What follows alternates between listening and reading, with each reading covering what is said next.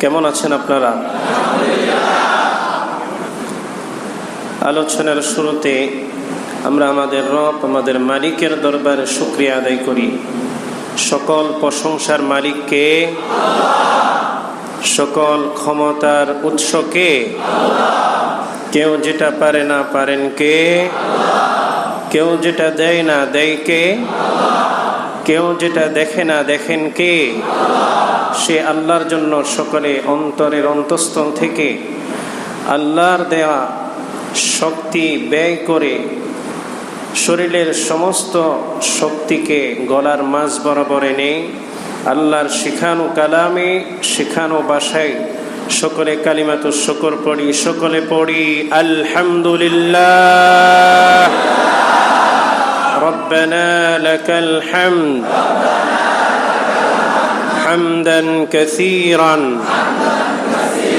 তাইয়িবান মুবারাকান ফি। প্রশংসা করলাম কার? সর্ব অবস্থায় প্রশংসা করব কার? অসংখ্য অগণিত দরুদ ও সালাম পড়ছি বিশ্বনবী মুহাম্মাদুর রাসূলুল্লাহ সাল্লাল্লাহু আলাইহি ওয়াসাল্লামের প্রতি, যার আনিত জীবন বিধান, জীবন আদর্শ, জীবন ব্যবস্থাই মানব জাতির একমাত্র মুক্তি এবং কল্যাণের পথ। সম্মানিত ভাইয়েরা, সম্মানিত মসজিদের মুসল্লি, সম্মানিত আল্লাহর ঘরের মেহমান বৃন্দ, আজকে আমাদের বিষয়ভিত্তিক আলোচনা হচ্ছে, গত জুমার আগের জুমায় আমরা শুরু করেছিলাম নাওয়াকিদুল ঈমান, ঈমান ভঙ্গের কারণ। আমরা উযু ভঙ্গের কারণ জানি, নামাজ ভঙ্গের কারণের সাথে পরিচিত, কিন্তু ঈমান ভঙ্গেরও কিছু কারণ আছে। সেগুলো আমরা ধারাবাহিক আলোচনা করব ইনশাআল্লাহ। তার আগে বুক ভরা ব্যথা নিয়ে, বেদনা নিয়ে, সমসাময়িক একটি বিষয় নিয়ে কিছু কথা বলতে চাই। ঈমানের তাগাজা থেকে, ঈমানের দায়িত্ববোধ থেকে আপনাদের স্পিকার হিসাবে, আপনাদের দায়িত্বশীল হিসাবে আপনাদের কানে এই আওয়াজটা পৌঁছে দিতে চাই। সমসাময়িক একটি বিষয়। গত সপ্তাহে 30শে আগস্ট অথবা 31শে আগস্ট দুইটা ঘটনা ঘটেছে। একটা সুইডেনে আর একটা হচ্ছে ডেনমার্কে। ঘটনাগুলো কি আপনারা অনেকেই সোশ্যাল মিডিয়ায় দেখেছেন। কোনো মুসলমান যার কলিজায় জাররা পরিমাণ, সরিষা পরিমাণ ঈমান আছে, সে এই ঘটনা দেখার পরে সে বরদাস্ত করতে পারবে না। ডেনমার্কের কিছু যুবক, উগ্রপন্থী, চরমপন্থী কিছু যুবক আল্লাহর কালামকে, মহাগ্রন্থ আল কোরআনকে, কালামুল্লাহকে, আমাদের প্রাণের চেয়েও প্রিয় গ্রন্থকে, পৃথিবীর সকল মানুষের মুক্তির যে সার্টিফিকেট, মুক্তির যে সনদ, সেটার নাম হচ্ছে মহাগ্রন্থ আল কোরআন। সেই কোরআনকে তারা ফুটবল বানিয়ে 5-7 জন যুবক গোল হয়ে দাঁড়িয়ে একজন আরেকজনের কাছে লাথি মারছে, ওইজন তার পাশের জনের কাছে লাথি মারছে। নাউজুবিল্লাহ, এত আসতে হলো কেন? তাহলে কোন মুসলমান যার কলিজায় সরিষা পরিমাণ ঈমান আছে, সে কি এই ঘটনা বরদাস্ত করতে পারবে? এই ঘটনা কিভাবে ঘটেছে? ডেনমার্কে কি মুসলমান নেই? আছে, সম্ভবত 2%, 3%, 5% হতে পারে, আমি শিওর না, খুব কম সংখ্যক। তো এই ঘটনা যারা ঘটিয়েছে, যে যুবকরা ঘটিয়েছে, কিভাবে ঘটিয়েছে, তাদের পাওয়ার কোথায়, শক্তি কোথায়? সেই দেশের প্রশাসন, পুলিশ তাদেরকে ঘেরাও করে তাদেরকে প্রটোকল দিচ্ছে, আর তারা পুলিশের ঘেরাওর ভিতরে আল্লাহর কোরআনকে, ঐশী গ্রন্থ আল কোরআনকে লাথি মেরে ফুটবল বানিয়ে মুসলমানদের, সারা পৃথিবীর 150 কোটি মুসলমানদের অন্তরে আগুন জ্বালিয়ে দিয়েছে। জোরে বলুন ঠিক কিনা? সম্মানিত ভাইয়েরা, দ্বিতীয় ঘটনাটি কি? সেটা হচ্ছে সুইডেনের রাস্তায়, জনপদে অফেনভাবে আল্লাহর একটি কোরআনকে সে হাতে নিয়েছে, সেটাকে যত খুশি সে গালমন্দ করেছে কোরআনকে হাতে নিয়ে। আরেকজন ভিডিও করছে, আর সে কোরআনের ভিতরে পেট্রোল ঢেলে, গ্যাস লাইট হাতে নিয়ে লাইটার হাতে নিয়ে এটার ভিতরে আগুন জ্বালিয়ে দিয়েছে, রাস্তার ভিতরে এই কোরআনকে সে আগুনে পুড়িয়ে দিয়েছে। জোরে বলেন নাউজুবিল্লাহ। আমরা এই কথাগুলো একটু আপনাদেরকে স্মরণ করিয়ে দিতে চাই। কোরআন এই গ্রন্থটা কি গ্রন্থ? পৃথিবীর মাঝে একমাত্র ধর্মগ্রন্থ কোরআন মাজিদ, যা নাজিল হওয়ার পর থেকে আজ পর্যন্ত অবিকৃত, বিন্দু পরিমাণ অবিকৃত হয় নাই। সুবহানাল্লাহ বলেন। পৃথিবীর একমাত্র গ্রন্থ, মহাগ্রন্থ আল কোরআন, যা পৃথিবীর অগণিত মানুষ মুখস্থ করে তার সিনার ভিতরে, কলিজার ভিতরে গেঁথে রেখেছে। জোর বলো ঠিক কিনা? পৃথিবীর একমাত্র গ্রন্থ, মহাগ্রন্থ আল কোরআন, যে কোরআন সংশয়হীনতার চ্যালেঞ্জ করেছে কোরআনের শুরুতে, আলিফ লাম মিম যালিকাল কিতাব লা রাইবা ফি, যে এই কোরআনে সন্দেহের কোনো অবকাশ নাই, সন্দেহর ছিটে ফোটাও এই কোরআনে নাই। পৃথিবীর একমাত্র গ্রন্থ, যে গ্রন্থ তার শুরুতেই চ্যালেঞ্জ করেছে। আল্লাহু আকবার। পৃথিবীর একমাত্র গ্রন্থ, মহাগ্রন্থ আল কোরআন, যেটি সকল ধর্মের মানুষকে তার ধর্মীয় স্বাধীনতা দিয়েছে। জোরে বলেন ঠিক কিনা? কোরআন বলছে লা ইকরাহা ফিদ্দিন, ধর্মের ব্যাপারে কোনো জোর জবরদস্তি, লাকুম দীনুকুম ওয়ালিয়া দিন, তোমার ধর্ম তোমার কাছে, তোমার দিন তোমার কাছে, আমার ধর্ম আমার কাছে। পৃথিবীর একমাত্র গ্রন্থ এই কোরআন, যে মানুষকে ধর্মীয় স্বাধীনতা দিয়েছে। জোর বলেন ঠিক কিনা? আজকে এই স্বাধীনতার কারণে পৃথিবীর যত মুসলিম কান্ট্রি আছে, সেখানে কোরআনের এই শিক্ষার কারণে হিন্দুরা হিন্দু ধর্ম পালন করে, খ্রিস্টানরা খ্রিস্টান ধর্ম পালন করে, হিন্দুরা তাদের গির্জায়, তাদের উপাসনালয়, তাদের মুক্তির ঘরে গিয়ে উপাসনা করে, খ্রিস্টানরা তাদের গির্জার ঘরে গিয়ে উপাসনা করে, ইহুদি নাসারা বিধর্মী যত ধরনের ধর্ম আছে, সমস্ত ধর্মের মানুষ তাদের নিঃসংকোচে তাদের ধর্মীয় স্বাধীনতা পেয়ে তাদের ধর্ম তারা পালন করে। কোরআন যদি এই স্বাধীনতা না দিত, পৃথিবীর কোন মুসলিম কান্ট্রিতে অমুসলিম থাকতে পারতো না। জোর বলো ঠিক কিনা? সম্মানিত ভাইয়েরা, পৃথিবীর মাঝে একমাত্র ধর্মগ্রন্থ, মহাগ্রন্থ আল কোরআন, যেই কোরআন মানুষকে, সকল ধর্মের মানুষকে ধর্মীয় স্বাধীনতা দিয়েছে। জোর বলেন ঠিক কিনা? বেদ মানুষকে ধর্মীয় স্বাধীনতা দেয়নি, বাইবেল মানুষকে ধর্মীয় স্বাধীনতা দেয়নি, ত্রিপিটক মানুষকে ধর্মীয় স্বাধীনতা দেয়নি। তার নিজের ধর্মকে সে নিজে প্রমোট করেছে, অন্য সব ধর্মকে বাতিল বলেছে, অন্য সব ধর্মের মানুষকে ধরে ধরে জবাই করার কথা বলেছে। জোর বলেন ঠিক কিনা? সম্মানিত ভাইয়েরা, মহাগ্রন্থ আল কোরআন এমন একটি গ্রন্থ, যার মধ্যে বিজ্ঞান, মানুষের প্রয়োজনীয়ত যত নীতি দরকার, সমস্ত নীতির, সকল নীতির মূল নীতি হচ্ছে মহাগ্রন্থ আল কোরআন। সম্মানিত ভাইয়েরা, পৃথিবীর মাঝে একমাত্র ধর্মগ্রন্থ, মহাগ্রন্থ আল কোরআন, যা মানবতার কথা বলে। কিসের কথা বলে?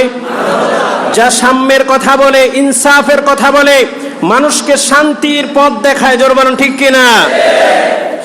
তোমরা যতই এই কোরআন পুড়িয়ে ফেলো, যতই এই কোরআনকে দুনিয়া থেকে মুছে দেওয়ার চেষ্টা করো, কশ্চিনকালেও সেটি সম্ভব হবে না। কারণ এই কোরআন হেফাজতের দায়িত্ব নিয়েছেন কে? নাহনু নাযালনা যিকরা ওয়া ইন্না লাহু লাহাফিজুন। আল্লাহ কোরআন নাজিল করে ঘোষণাও দিয়ে দিয়েছেন, জমিনের বান্দারা, আমার বান্দাবান্দিরা শুনে রাখো, যারা আমাকে বিশ্বাস করো, যারা আমাকে করো না, যে যাই মতের অনুসারী, যে মতের অনুসারী হও না কেন, আমার এই কোরআনকে, এই গ্রন্থকে পৃথিবী থেকে নিশ্চিহ্ন করতে পারবে না।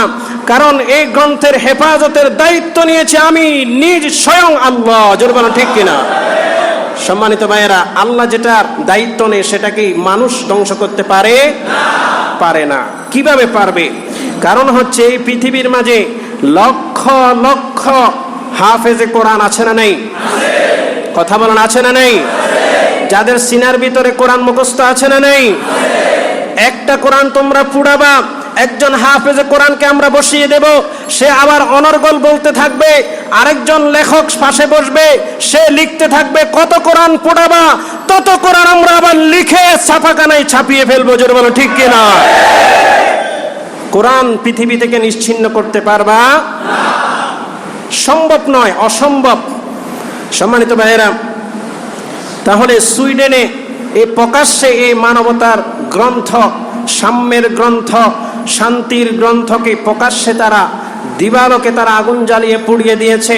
যুবকরা ডেনমার্কে তারা এটাকে লাথি মেরে অবমাননা করে কোটি কোটি মুসলমানদের অন্তরের ভিতরে, কলিজার ভিতরে আগুন জ্বালিয়ে দিয়েছে। এই আগুন নিববার নয়, এই আগুন পানি দিয়ে নিবানো যাবে না। যতক্ষণ না পর্যন্ত এই অপরাধীদেরকে শাস্তি না দিতে পেরেছে মুসলমান, ততক্ষণ তাদের অন্তরের আগুন নিববে না। জোরে বলুন ঠিক কিনা? আমার ভাইয়েরা, বিশ্ব মানবতা কোরআনকে তা আগুন দিয়ে পুড়িয়েছে। আমরা মনে করি কোরআনকে তারা আগুন দিয়ে পুড়াই নাই, তারা সারা বিশ্বের মানবতাকে আগুন দিয়ে পুড়িয়ে দিয়েছে। জোরে বলুন ঠিক কিনা? তারা কোরআনকে আগুন দিয়ে পুড়াই নাই, সারা বিশ্বে যে সাম্যের বার্তা কোরআন দিয়েছে, সারা বিশ্বের সাম্য এবং সম্প্রীতির বন্ধনকে তারা আগুন দিয়ে পুড়িয়ে নিচ্ছিন্ন করে দিয়েছেন। জোরে বলুন ঠিক কিনা? সম্মানিত ভাইয়েরা, পৃথিবীর মাঝে একমাত্র জাতি, একমাত্র ধর্মের অনুসারী মানুষ তারা হচ্ছে মুসলমান, যারা অন্য কোন ধর্মের উপর আঘাত করে না। জোরে বলুন ঠিক কিনা? কথা ঠিক বললাম না ভুল বললাম? আপনি ইতিহাস দেখেন, ইতিহাস দেখলে আপনার এই কথার প্রমাণ পেয়ে যাবেন। ভারতবর্ষ মুসলমানরা শত শত বছর শাসন করেছে কিনা? এই ভারতবর্ষে অসংখ্য অগণিত কোটি কোটি হিন্দু বসবাস করছে, এখনো করছে, আগেও করেছে। মুসলমানরা যদি কোনো ধর্মের প্রতি বিদ্বেষ থাকতো, মুসলমানদের কোরআন যদি এ শিক্ষা দিত, মুসলমানদের আদর্শ যদি, রাসূল যদি এ শিক্ষা দিত, তাহলে ভারতবর্ষে একজন হিন্দু তোমরা খুঁজে পেতে না। জোরে বলুন ঠিক কিনা? তাহলে মুসলমানরা কখনো অন্য ধর্মের প্রতি বিদ্বেষ পোষণ করে না, অন্য ধর্ম গ্রন্থের প্রতিও তারা বিদ্বেষ পোষণ করে না। এই শিক্ষা মুসলমানদেরকে দিয়েছে এ কোরআন। জোরে বলুন ঠিক কিনা? আল্লাহ রাব্বুল আলামিন বলছেন, ওয়ালা তাসুব্বুল্লাযীনা ইয়াদউনা মিন দুনিল্লাহি ফায়াসুব্বুল্লাহা আদওয়ান বিগাইরি ইলম। ও আমার মুসলমান জাতি, আমার ঈমানদার বান্দা বান্দিরা, তোমরা অন্য ধর্মের মানুষকে গালি দিও না। কে বলেছেন? কারণ কি? কারণ হচ্ছে তোমরা যদি অন্য ধর্মের মানুষকে গালি দাও, তাহলে তারা না বুঝে, তারা না শুনে, না বুঝে, না যাচাই করে তোমার আল্লাহকে গালি দিয়ে বসবে। ঠিক কিনা? কোরআন এটা আমাদেরকে শিক্ষা দেয়, অন্য ধর্মের প্রতি আমাদের বিদ্বেষ নাই। লাকুম দীনুকুম ওয়ালিয়া দীন, তোমার ধর্ম তুমি পালন করো, আমার ধর্ম আমি পালন করব। অন্য ধর্মে গ্রন্থর প্রতিও আমাদের কোনো বিদ্বেষ নাই। পৃথিবীর ইতিহাসে একটা প্রমাণও দেখাতে পারবেন না মুসলমানরা বাইবেল রাস্তায় পুড়িয়ে ফেলেছে, মুসলমানরা ত্রিপিটক রাস্তায় পুড়িয়ে ফেলেছে, মুসলমানরা জিন্দা বিস্তার রাস্তায় পুড়িয়ে ফেলেছে, মুসলমানরা মহাভারত রাস্তায় পুড়িয়ে ফেলেছে। এই ধরনের কোনো ডকুমেন্টস, কোন নজির পৃথিবীর ইতিহাসে কোনো মানুষ এ পর্যন্ত দেখাতে পারে নাই, কিয়ামত পর্যন্ত পারবে না। জোরে বলুন ঠিক কিনা? সুতরাং সম্মানিত ভাইয়েরা, কোরআনকে যতই জ্বালিয়ে দেওয়ার চেষ্টা করা হোক, পুড়িয়ে শেষ করে দেওয়ার চেষ্টা করা হোক, কোরআন এটা হেফাজত করার দায়িত্ব নিয়েছেন কে? আল্লাহ। কোরআন আল্লাহ হেফাজত করবে। কোরআন হেফাজত করার দায়িত্ব আল্লাহর। কিভাবে হেফাজত করবেন? পৃথিবীর মাঝে একমাত্র ধর্মগ্রন্থ যেটি মানুষ মুখস্থ করতে পারে। শুধু মানুষ নয়, ছোট্ট ছোট্ট বাচ্চা যারা মায়ের দুধ ছাড়ার পরে 4-5 বছর 6 বছরের বাচ্চা পর্যন্ত আল্লাহর এই কালামকে তার সিনার মধ্যে ঢুকাতে পারে। জোরে বলুন ঠিক কিনা? তাহলে এই গ্রন্থ আপনি কিভাবে শেষ করবেন? কিভাবে পড়িয়ে আপনি শেষ করে ফেলবেন? সম্ভব না। যদি আগুন লেগে ধ্বংস হয়ে যায়, ধ্বংস হয়ে যায়, যদি আগুন লেগে যায়, পুড়ে যায় পৃথিবীর সব বইয়ের দোকান, বিশ্ব থেকে হারাবে না পবিত্র কোরআন, বিশ্ব থেকে হারাবে না পবিত্র কোরআন। ঠিক কিনা?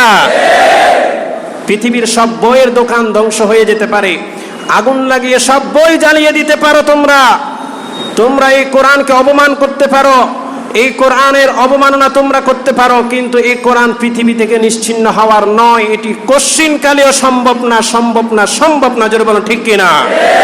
সম্মানিত ভাইয়েরা, এই ধরনের বিষয়গুলো যখন সামনে আসে, আজকে আমরা মুসলমানরা চুপ।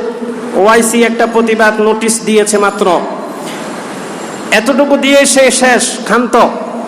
তার দায়িত্ব এখানে শেষ।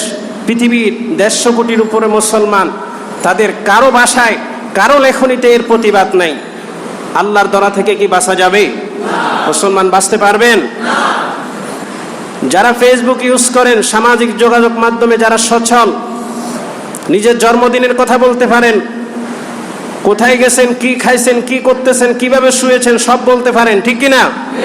কিন্তু আল্লাহর কোরআনকে যখন অবমাননা করা হয়, আল্লাহর কোরআনকে যখন পুড়িয়ে দেওয়া হয়, একটা স্ট্যাটাস, একটা লেখনী আপনার প্রতিবাদের ভাষাটা প্রকাশ পায় না। জোর বলেন ঠিক কিনা? তাহলে এই ঈমান নিয়ে মুসলমান তো দাবি করা যাবে না। আপনি যদি আপনার অন্তরে যদি জাররা পরিমাণ ঈমানও থাকে, আল্লাহর কালামের উপর যখনই আঘাত আসবে আপনার কলিজায় আগুন ধরে যাবে। আর তখনই আপনি আপনার অবস্থান থেকে লেখনীর মাধ্যমে হোক, কথার মাধ্যমে হোক, কর্মের মাধ্যমে হোক, আপনি এর প্রতিবাদ জানানো, এটা আপনার ঈমানি দায়িত্ব। জোর বলেন ঠিক কিনা? এটা শুধু আমি খতিব সাহেবের দায়িত্ব নয়, এটি শুধু আলেমদের দায়িত্ব নয়। আজকে এই ঘটনার পরে দেখলাম বাংলাদেশের শত শত আলেম কথা বলেছে, কিন্তু কোন মুসলিম লেখক, কোন মুসলিম সাংবাদিক, কোন মুসলিম ইউটিউবার, কোন মুসলিম ফেসবুকার এই ব্যাপারে কথা বলে না। এটা কি ঈমানের দুর্বলতা নয়? ঈমানের দুর্বলতা। সম্মানিত ভাইয়েরা, সাবধান, আমাদের ঈমান যেন কমে না যায়, ঈমানের বাতি যেন নিভে না যায়, এদিকে আমাদের খেয়াল রাখতে হবে।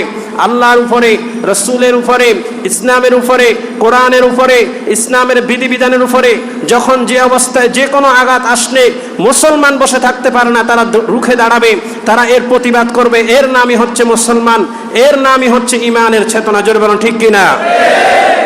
আবার ওলামা ইকরাম যখন এই কথাগুলো বলে, তখন অনেকে আবার সমালোচনা করে কি করে না? কথা বলেন, করে কি করে না? বলে হুজুরের এগুলা বলার দরকার কি? হুজুর শুধু নামাজ রোজা কবর, আখেরাত নিয়ে কথা বলবে। আখেরাত নামাজ রোজা এটা তো পরে, আগে ঈমান বাঁচান। জোরে বলেন ঠিক কিনা? ঈমানই নাই, আপনি আখেরাত কোথায় পাবেন? ঈমানই নাই, নামাজ দিয়ে আপনার কি হবে? কথা বলেন, হবে কিছু? সম্মানিত ভাইয়েরা, এই কথাগুলো আমাদেরকে বলতেই হবে, প্রতিবাদ আমাদেরকে করতেই হবে। এই বিষয়গুলো যখন সামনে চলে আসে, মুসলমানের ঈমান আকীদায় যখন আঘাত আসে, মুসলমানদের ধর্মীয় বিশ্বাসে যখন আঘাত আসবে, কোনো মুসলমান নিশ্চুপ থাকতে পারবে না। এটি তার ঈমানি দায়িত্ব। যদি সে নিশ্চুপ থাকে এবং যারা প্রতিবাদ করে তাদের বিরুদ্ধে কথা বলে, মনে করতে হবে তার ঈমানের ভিতরে সমস্যা আছে। জোরে বলুন ঠিক কিনা? সম্মানিত ভাইয়েরা, আজকে আমাদের বিষয়ও সেটাই, ঈমান ভঙ্গের কারণ। কি ভঙ্গের কারণ? কথা বলেন, কি ভঙ্গের কারণ? ঈমান ভঙ্গের কারণ, নাওয়াকিদুল ঈমান। আমরা আলোচনা করেছিলাম ঈমান ভঙ্গের কারণ কয়টি, স্মরণ আছে আপনাদের? সবাই বলেন কয়টি? 10টি। 10টা ঈমান ভঙ্গের কারণের ভিতরে আমরা একটা নিয়ে আলোচনা করেছিলাম। 1 নাম্বার, যেটি ঈমানকে ভঙ্গ করবে, আপনার ঈমানকে নিয়ে যাবে, আপনার ঈমানকে আপনি শেষ করে দিবেন যে কাজের মাধ্যমে, সেটার নাম কি? জোরে বলেন। মাশাআল্লাহ, অনেকেরই স্মরণ আছে, আলহামদুলিল্লাহ। এই যে মসজিদে যে বিষয়গুলো আমরা আলোচনা করি, সমসাময়িক বিষয়, বিষয়ভিত্তিক বিষয়গুলো, এগুলো শুধু শুনলাম, এই কান দিয়ে ঢুকালাম, ওইখানে বের করে দিলাম, মসজিদে রেখে চলে গেলাম, এজন্য কি আলোচনা করা হয়? এটা থেকে আপনি শিক্ষা নিতে হবে, মৌলিক বিষয়গুলো আপনি মুখস্থ করতে হবে, এই আলেমগুলো আপনি অর্জন করতে হবে। এই জন্যই এখানে ধারাবাহিক আলোচনা হয়, সমসাময়িক বিষয়গুলো তুলে ধরা হয়, যাতে আপনার ঈমান, যাতে আপনার আমল মজবুত হয়, যাতে আপনি দ্বীনের পথে অগ্রসর হতে পারেন। জোরে বলেন ঠিক কিনা? সম্মানিত ভাইয়েরা, 2 নম্বরে যে বিষয়টা মানুষের ঈমানকে ভঙ্গ করে ফেলে, খুবই গুরুত্বপূর্ণ আলোচনা, আমরা মনোযোগ দিয়ে শুনবো তো ইনশাআল্লাহ? মনোযোগ আছে আপনাদের? 2 নম্বর ঈমান ভঙ্গের কারণ হচ্ছে মান জাআলা বাইনাহু ওয়া বাইনাল্লাহি ওয়াসাইদ, আল্লাহ এবং আপনার মাঝে মধ্যস্থতা তৈরি করা, মধ্যস্থতা নির্ধারণ করা। কি করা? আমাদের মালিককে, আমরা আল্লাহর কি? গোলাম, বান্দা। এই 2টা সম্পর্ক মেন। এর মাঝে যদি আপনি আরেকজন মধ্যস্থতা করেন, কি করেন? আপনি কোর্টে মামলা করবেন। কোথায় মামলা করবেন? কোর্টে মামলা করছেন, মামলা লড়তেছেন, আপনি কি সরাসরি বিচারপতির সাথে কথা বলেন, নাকি একজন মধ্যস্থতা থাকে? কে থাকে? উকিল থাকে। কে থাকে? উকিল থাকে। আপনার কথাগুলো, আপনার বলাগুলো, আপনার অভিযোগগুলো আপনি বলেন না উকিল বলে? উকিল বলে। এবার মধ্যস্থতা বুঝছেন তো সবাই? এটাকে বলে মধ্যস্থতাকারী, অর্থাৎ কথা আপনার বলতেছে কে? উকিল। তাহলে সরাসরি আপনি উকিল ছাড়া বিচারপতির সাথে, হাকিমের সাথে আপনি কথা বলতে পারেন না। এখন এই যুক্তিকে অনেকে ইসলামের ভিতর লাগিয়ে দিয়ে বলে যে আল্লাহ তো এটা বিশাল ব্যাপার, আর আমি তো বান্দা হিসেবে গুনাহগার, আল্লাহর কাছে অপ্রিয় একটা বিষয়, সুতরাং আমি সরাসরি আল্লাহর কাছে যাওয়া সম্ভব। এই জন্য কি লাগবে? মধ্যস্থতা লাগবে। মধ্যস্থতা কি? আমার পীর, আমার কি পীর সাহেব, তিনি ভালো আল্লাহওয়ালা, ইবাদত গুজার, তাহাজ্জুদ গুজার, সরাসরি আল্লাহর সাথে কথা বলতে পারবো না, আমার পীর বাবাকে বলবো, পীর বাবা আল্লাহকে বলবে। সুতরাং মধ্যস্থতার কথাটা বুঝছেন তো আপনারা? যুগে যুগে যারা মুশরিক হয়েছে, কি হয়েছে? মুশরিক হয়েছে। আমাদের নবী মুহাম্মদুর রাসূলুল্লাহ সাল্লাল্লাহু আলাইহি ওয়াসাল্লাম যে সমাজে তিনি আবির্ভূত হয়েছিলেন, যে সমাজে তিনি এসেছিলেন, সেই সমাজটাও ছিল কিন্তু মুশরিকদের সমাজ। জোরে বলো ঠিক কিনা? কাবা ঘরে 360টি মূর্তি ছিল, ছিল কি ছিল না? লাত, মানাত, উজ্জা, বড় বড় মূর্তির লিডার, তাদেরকে যখন জিজ্ঞাসা করা হতো, ভাই এগুলো কেন করো, তোমরা এই মূর্তিকে কেন সিজদা করো, মূর্তির কাছে কেন ইবাদত বন্দেগী করো, তাদের কথা কি ছিল সেটাও আল্লাহ কোরআনুল কারিমে তুলে দিয়েছেন। আল্লাহু আকবার। আল্লাহ রাব্বুল আলামিন বলছেন, আলা লিল্লাহিদ দীনুল খালিস ওয়াল্লাযীনা ইত্তাখাযু মিন দুনিহি আউলিয়া মা না'বুদুহুম ইল্লা লিয়ুকাররিবুনা ইলাল্লাহি যুলফা। কার কথা? সূরা জুমারের 2 নম্বর আয়াতে, সূরা জুমারের 3 নম্বর আয়াতে আল্লাহ রাব্বুল আলামিন বলছেন, দিন একমাত্র আল্লাহর জন্য। আলা লিল্লাহিদ দীনুল খালিস, ইবাদত একমাত্র কার জন্য হবে? সবাই শাহাদাত আঙ্গুলি আসমানের দিকে তুলে বলেন, ইবাদত একমাত্র কার জন্য হবে? আল্লাহর জন্য হবে। আলা লিল্লাহিদ দীনুল খালিস ওয়াল্লাযীনা ইত্তাখাযু মিন দুনিহি আউলিয়া, আল্লাহ ব্যতীত তোমরা কাউকে ওলি বানাইও না, বন্ধু বানাইও না। আর যারা বন্ধু বানিয়েছে তাদেরকে যখন জিজ্ঞাসা করা হলো, তোমরা আল্লাহ ব্যতীত এই দেব দেবী মূর্তি তাদের পূজা কেন করো, তারা কি উত্তর দিয়েছিল? মা না'বুদুহুম ইল্লা লিয়ুকাররিবুনা ইলাল্লাহি যুলফা, আমরা তো এদের পূজা করি না, আমরা তো এদের ইবাদত করি না, আমরা এদেরকে মধ্যস্থতা হিসাবে নিয়েছি, এরাই আমাদেরকে আল্লাহর কাছে পৌঁছিয়ে দিবে। নাউজুবিল্লাহ। এই মুক্তিগুলো আমাদেরকে কোথায় পৌঁছাবে? এই মুক্তিগুলো আমাদের মধ্যস্থতাকারী। কি কারী? মধ্যস্থতাকারী। অর্থাৎ আমরা সরাসরি আল্লাহর কাছে যেতে পারবো না, আর এই সরাসরি না যাওয়ার কারণে, না যাইতে পারার কারণে আমাদের একটা মধ্যস্থতা লাগে, সেটা হচ্ছে এই মুক্তিগুলো। নাউজুবিল্লাহ বলেন। তাহলে যুগে যুগে যারা মুশরিক শিরক করেছে, তারা এই যুক্তি দিয়া, কি দিয়া? এই যুক্তি দিয়া তারা মুক্তির কাছে সিজদা করেছে, মাথা নত করেছে, মুক্তির ইবাদত বন্দেগী করেছে, তারা উপাসনা করেছে। এই যুক্তির মাধ্যমে তারা তাদের ঈমান, তারা তাদের দুনিয়া আখিরাত দোনোটাকে বিসর্জন দিয়েছে। জোরে বলেন ঠিক কিনা? আল্লাহ কি বলছেন? আল্লাহ বলছেন, আল্লা তাত্তাখিযু মিন দুনি ওয়াকিলা, তোমরা আমি ব্যতীত কাউকে উকিল বানাইও না। সুবহানাল্লাহ বলেন। তোমরা যদি উকিল বানাতে হয়, উকিল যদি বানাতে হয়, আমাকে নিজেকে বানাও, স্বয়ং আমি আল্লাহকে বানাও। সুবহানাল্লাহ বলেন। আল্লাহ রাব্বুল আলামিন বলছেন, وَإِذَا سَأَلَكَ عِبَادِي عَنِّي فَإِنِّي قَرِيبٌ أُجِيبُ دَعْوَةَ الدَّاعِ إِذَا دَعَانِ فَلْيَسْتَجِيبُوا لِي وَلِيُؤْمِنُوا بِي لَعَلَّهُمْ يَرْشُدُونَ। কার কথা? وَإِذَا سَأَلَكَ عِبَادِي, আয় আমার গোলামেরা, আমার বান্দারা, তোমরা যদি কোনো কিছু চাইতে হয়, আন্নি ফাইন্নি করিব, আমি তোমাদের সবচেয়ে নিকটে, সবচেয়ে কাছে। উজিবু দাওয়াতাদ দাঈ ইযা দাআনি, আর এই কারণে তোমরা যদি চাইতে হয় আমার কাছে তোমরা চাইবা। সুবহানাল্লাহ। চাইতে হবে কার কাছে? কারণ আল্লাহ থেকে নিকটে আর কেহ নাই। আর আমার জীবনের যত দোষ, যত গুণ, আমার যত অপরাধ, যত মার্জনা, যা কিছু আছে সব কিছু কে জানেন? এজন্য আমরা চাইব কার কাছে? কোনো মাধ্যম লাগবে আমাদের? আল্লাহর কোনো মাধ্যম লাগে না, বায়া লাগে না। আল্লাহ এমন ভাবে বলেন নাই যে হে মুহাম্মদ সাল্লাল্লাহু আলাইহি ওয়াসাল্লাম আপনি আপনার উম্মতদেরকে বলে দেন, উম্মতের যা লাগবে আপনার কাছে বলবে, আর আপনি বলবেন জিব্রাইলের কাছে। জিব্রাইলের যোগাযোগ যেহেতু আমার সাথে সরাসরি, জিব্রাইল বলবে আমার কাছে। এই ধরনের কোনো কথা কি আল্লাহ বলেছেন? আল্লাহ বলেন নাই। আল্লাহ বলছেন উদউনি আস্তাজিব লাকুম, তোমরা আমাকে ডাকো, আমি তোমাদের ডাকে সাড়া দিব। সুবহানাল্লাহ। আল্লাহর জন্য কোনো মধ্যস্থতাকারীর প্রয়োজন নাই। ওয়ায়াবুদুনা মিন দুনিল্লাহি মা লা ইয়াদুররুহুম ওয়া লা ইয়ানফাউহুম, তোমরা যাদেরকে মধ্যস্থতাকারী হিসেবে বানিয়েছো তারা তোমাদের কোনো ভালো করতে পারে না, কোনো খারাপও করতে পারে না। ওয়ালা ওয়ায়াকুলুনা হাউলাই শুফাআউনা ইনদাল্লাহ, আর যারা এভাবে মুক্তি দেবদেবীকে মধ্যস্থতা বানিয়েছে তারা কি বলে? তারা বলে আমরা এই মধ্যস্থতাকারী এজন্য বানিয়েছি যাতে তারা আমাদের জন্য আল্লাহর কাছে শাফাআত করতে পারে। নাউজুবিল্লাহ। তাহলে বুঝে আসলো, যদি কেউ আল্লাহকে পাওয়ার ক্ষেত্রে কি করার ক্ষেত্রে?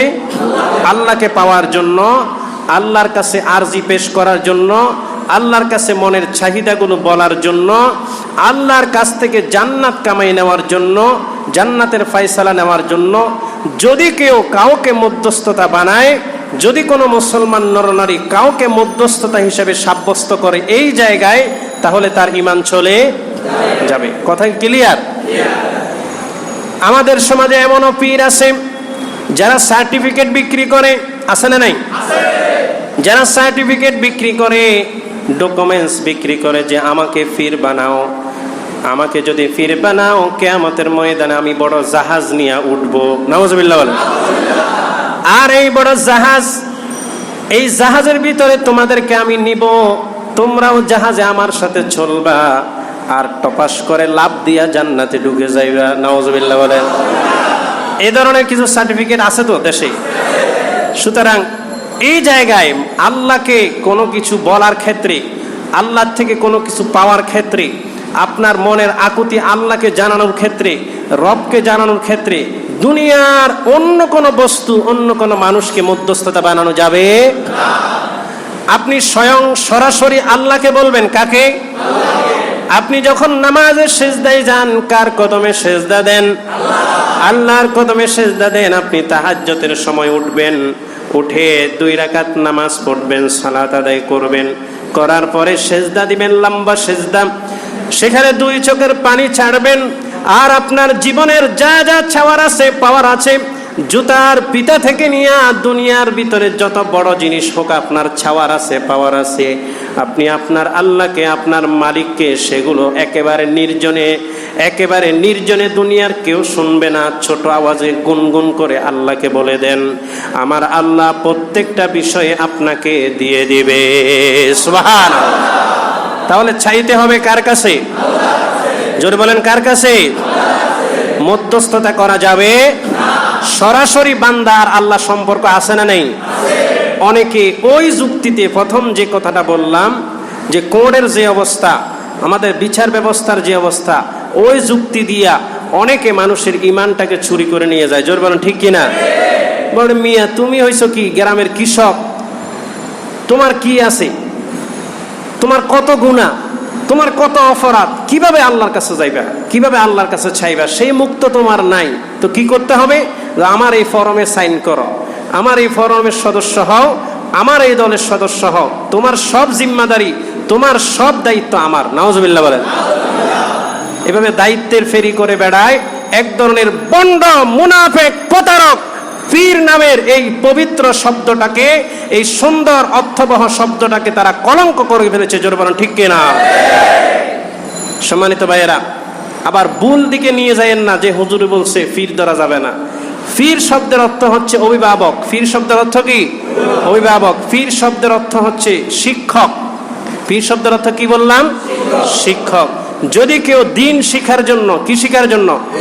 দিন শিখার জন্য, ইসলাম শিখার জন্য, নামাজ শিখার জন্য, ওযু শিখার জন্য, গোসল শিখার জন্য, জানাজা শিখার জন্য, তার দ্বীনের সকল কার্যক্রম শিখার জন্য যদি সে কাউকে ওস্তাদ মানে, কাউকে ওস্তাদ মানে ফির, ফির মানে ওস্তাদ।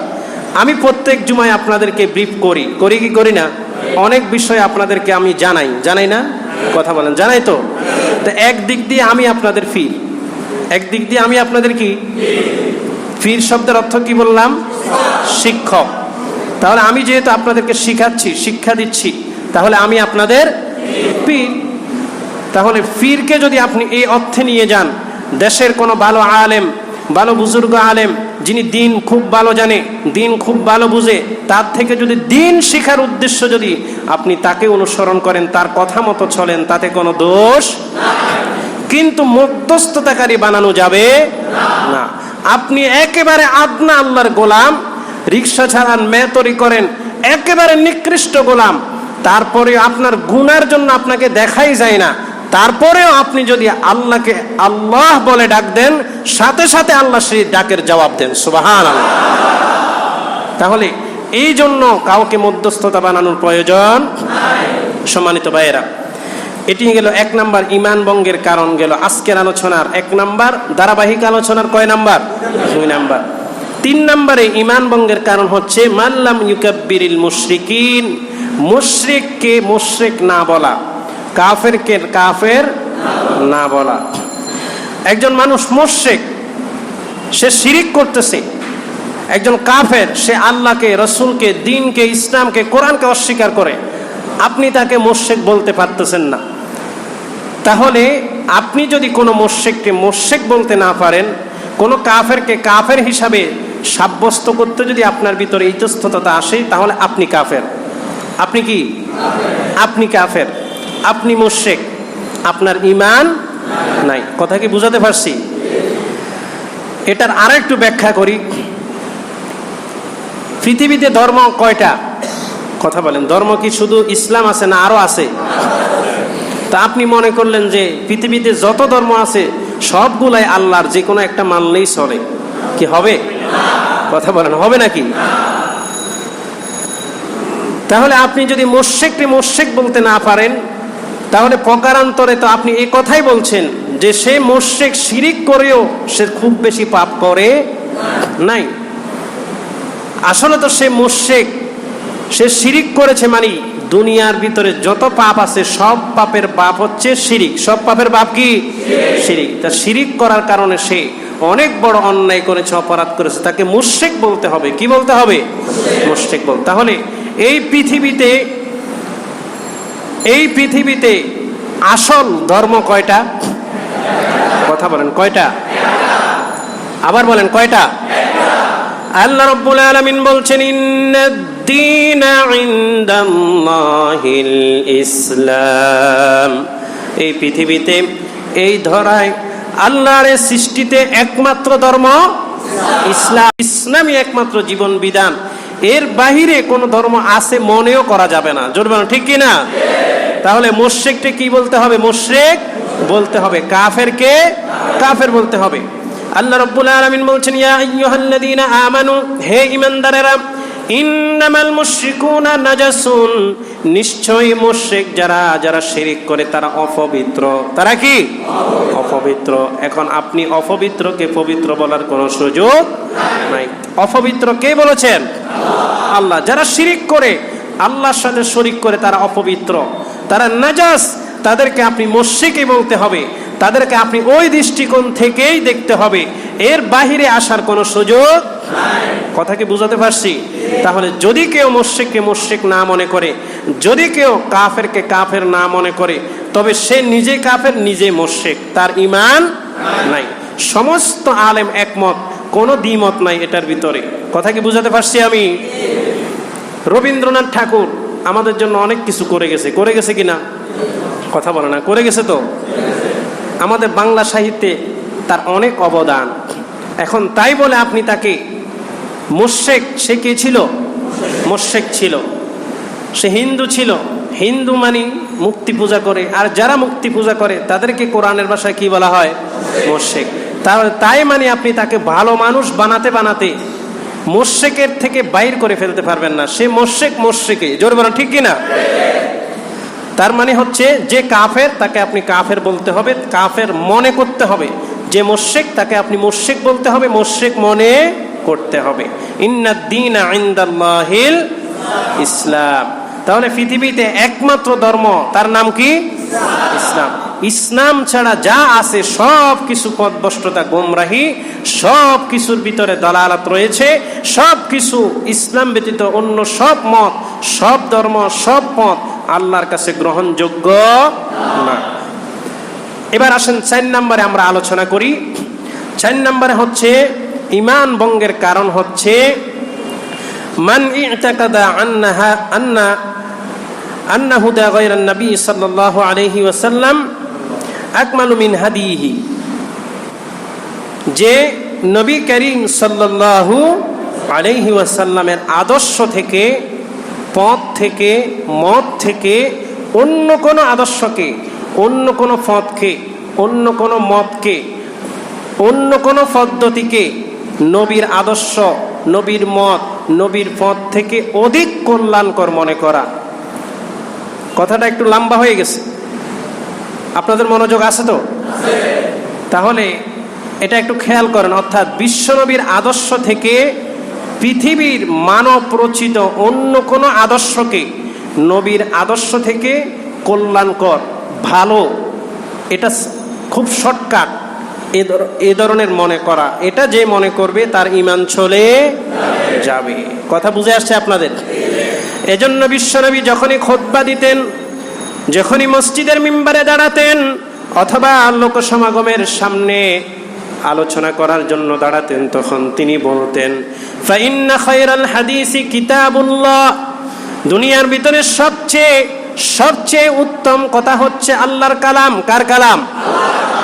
ওয়া খায়রাল হাদি হাদিয়ু মুহাম্মাদিন সাল্লাল্লাহু আলাইহি ওয়াসাল্লাম।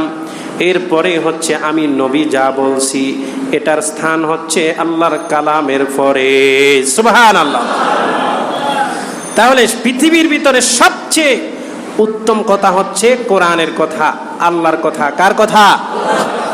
এরপরেই নবীর কথা। অর্থাৎ আল্লাহ এবং রাসূলের আদর্শের বাহিরে পৃথিবীতে দ্বিতীয় আর কোনো মানুষের মুক্তির জন্য আদর্শ নাই। মানুষের কল্যাণের ব্যাপারে কোনো আদর্শ হতে পারে না। বিশ্বনবী মেশকাত শরীফে হাদিস এসেছে, মুসনাদে আহমদে হাদিস এসেছে, আব্দুল্লাহ ইবনে মাসউদ রাদিয়াল্লাহু তাআলা আনহু থেকে হাদিসটি বর্ণিত হয়েছে। বিশ্বনবী একদিন খাত্তালানা রাসূলুল্লাহ সাল্লাল্লাহু আলাইহি ওয়াসাল্লাম খাত্তান।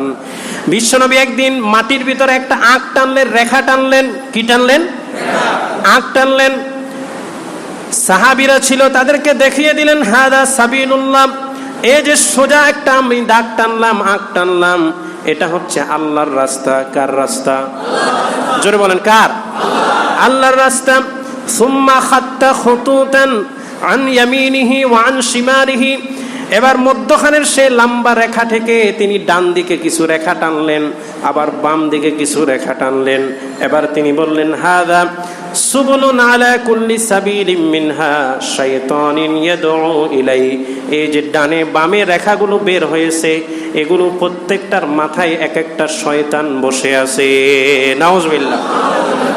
তাহলে আল্লাহর পথ কোনটা? কথা বলেন কোনটা?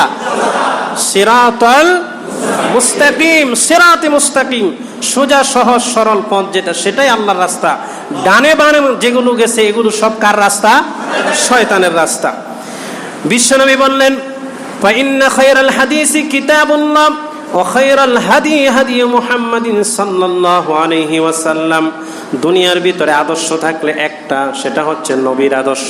কার আদর্শ? নবীর। এই নবীর আদর্শকে বাদ দিয়ে যে কোনো জীবনের যে কোনো সাইটে আপনি যদি মনে করেন যে অর্থনীতির সাইটে নবীর আদর্শ মনে হয় এখন আর চলবে না, এখন আপনি অর্থনীতিবিদ যারা আছে, অর্থনীতিবিদ যারা দুনিয়াতে আছে, তাদের আদর্শকে আপনি ফলো করলেন এবং এই আদর্শটাকে নবীর আদর্শ থেকে ভালো মনে করলেন, তাহলে আপনার ঈমান থাকবে না। এবার আসেন রাজনীতিতে। নবীর আদর্শের ভিতরে রাজনীতি আছে না নাই? কথা আসতে বললেন, আছে তো? তাহলে আপনি মনে করলেন রাজনীতিতে মনে হয় নবীর আদর্শ এখন চলে না, রাজনীতিতে কি চলবে? রাজনীতিতে মনে হয় আরো ভালো কিছু আছে, আব্রাহাম লিঙ্কনের গণতন্ত্র আছে, মাও সেতুংয়ের রাজতন্ত্র, সমাজতন্ত্র আছে।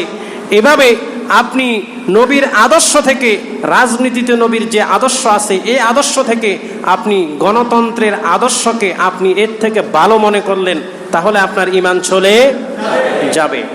রাজনীতি, অর্থনীতি, সমাজনীতি, কোন নীতিতে আপনি যদি নবীর আদর্শ থেকে কোন নেতার আদর্শ, কোন নেত্রীর আদর্শ, কোন দলের আদর্শকে আপনি যদি প্রাধান্য দেন, এর থেকে ভালো মনে করেন, এর থেকে শর্টকাট মনে করেন, তাহলে আপনার ঈমান চলে যাবে।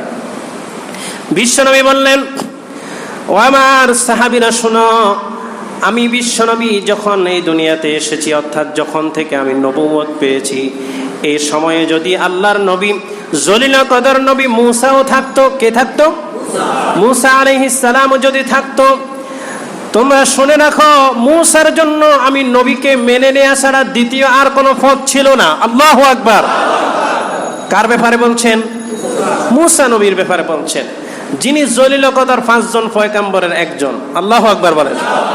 বিশ্বনবী বলছেন, ওয়ালা বাদালাকুম মূসা ফাত্তাবি'তুমুহুম, মূসাকে আমাকে অনুসরণ করা ছাড়া কোনো পথ খোলা ছিল না। তাহলে মূসার ব্যাপারে যদি এই কথা বলা হয়, আমি সলিমউদ্দিন, আপনি কলিমউদ্দিন, আপনার আমার ব্যাপারে কোনো সুযোগ আছে? আল্লাহ এবং আল্লাহর রাসূলের আদর্শকে বাদ দিয়ে পৃথিবীর মানব রচিত কোনো আদর্শকে গ্রহণ করার কোনো সুযোগ আছে? তাহলে আদর্শ একটাই, সেটা হচ্ছে বিশ্বনবী মুহাম্মদুর রাসূলুল্লাহ। জীবনের সকল ক্ষেত্রে আদর্শ মানতে হবে কাকে? নবীকে। আদর্শ মানতে হবে কাকে? নবীকে। এবার কিছু শর্ট কথার ভিতরে আসি। বিশ্বনবী জীবনে তো চুল কাটেন নাই মনে হয়, কাটছেন? কথা বলে না, কাটছে তো? কাটছে। তাহলে নবীর একটা সিস্টেম, আদর্শ, পদ্ধতি আছে না নাই? বিশ্বনবীর পদ্ধতি কি? চুল কাটার পদ্ধতি আপনারা জানেন? পদ্ধতি 3টা। কয়টা? একটা হচ্ছে আগাগোড়া সমান থাকবে। কি থাকবে? মানে কিসের আগাগোড়া? চুলের আগাগোড়া না, অর্থাৎ মাথার আগাগোড়া পুরাটা চুল সমান থাকবে। কি থাকবে? সমান থাকবে। আরেকটা পদ্ধতি হচ্ছে একেবারে শেষ, নেড়া করে দিবেন। কি করে দিবেন? আরেকটা পদ্ধতি হচ্ছে লম্বা থাকলে বাবরি থাকবে। কি থাকবে? কানের লতি থেকে এখানে 3টা স্টেপ আছে। তাহলে এই 3 পদ্ধতি ছাড়া নবীর আদর্শের ভিতরে চুল কাটার আর কোনো পদ্ধতি নাই।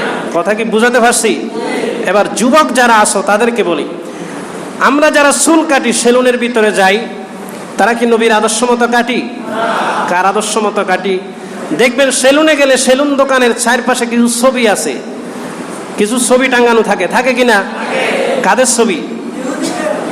আল্লাহর ওলিদের, খেলোয়াড়, তারপর আপনার কি বলেন চলচ্চিত্রের তারকা, বড় বড় ফুটবলার, ক্রিকেটার, অর্থাৎ বেশিরভাগ একটাও মুসলমান না, ইহুদি বিধর্মী যারা, তাদের কিছু পোস্টার, সুরের কাটিং এর পোস্টার আপনার দেয়ালের ভিতরে, সেলুনের দেয়ালের ভিতরে লেখা লাগানো থাকে। যারা আপনার কি বলে চুল কাটে, নাপিত, জিজ্ঞেস করে কোন কাঠিন দিব বলো, তা আপনি দেখা দিন, ওই যে মেসি দেখা যায়, মেসির কাঠিন এটা দেন, ওই যে নেইমার দেখা যায়, এই কাঠিনটা দেন, এটা সুন্দর লাগতেছে। কথা কি ঠিক বললাম না ভুল বললাম? যুবকরা যারা আছো, কাকে তুমি ক্যাটালগ বানিয়েছো? কাকে তুমি আদর্শ, তোমার চুল কাটার আদর্শ বানিয়েছো? একটু চিন্তা করো। এখান দিয়ে আছে, এখান দিয়ে নাই, এখান দিয়ে নাই, আবার এখান দিয়ে নাই, আবার উপরে একটা বাসা আছে না নাই? তাহলে এই যে চুল কাটার ক্ষেত্রে তোমার জীবনের ছোট্ট একটা বিষয়, যেটা মাসে হয়তো একবার কাটো, 2 মাসে একবার কাটো, তাহলে এই বিষয়টাতেও তুমি নবীকে আদর্শ বানাতে পারো নাই। তুমি মেসি, রোনালদো, ইহুদি, নাসারা, খ্রিস্টান, বিধর্মী, তাদেরকে খেলোয়াড়, গায়ক, গায়িকা, নায়ক, নায়িকা, তাদেরকে তুমি আদর্শ বানিয়েছ। কি করে তুমি জান্নাতের আশা করো? আর কি করে তুমি আল্লাহর জান্নাতে তুমি হুর গেলমান তাদের আশা করো? জোর বলেন ঠিক কিনা? আশা করা যাবে? তাহলে এখানেও কাকে আদর্শ বানাতে হবে? এখানেও চুল কাটাতেও কাকে আদর্শ বানাতে হবে? নবীকে। আমার ভাইয়েরা, যুবক ভাইয়েরা, অনেকে দাড়ি রেখেছেন, দাড়ির ভিতরেও তারা বিধর্মীদেরকে স্টার জলসা জি বাংলায় কিছু কিছু এখন নায়ক বাইর হয়েছে, তারা দাড়ি রাখে, নাউজুবিল্লাহ বলেন। তারা তাদের স্টাইলে দাড়ি রাখে, এখান দিয়ে আছে এখান দিয়ে নাই, আবার কিছু লম্বা কিছু খাটো, জোর বলেন ঠিক কিনা?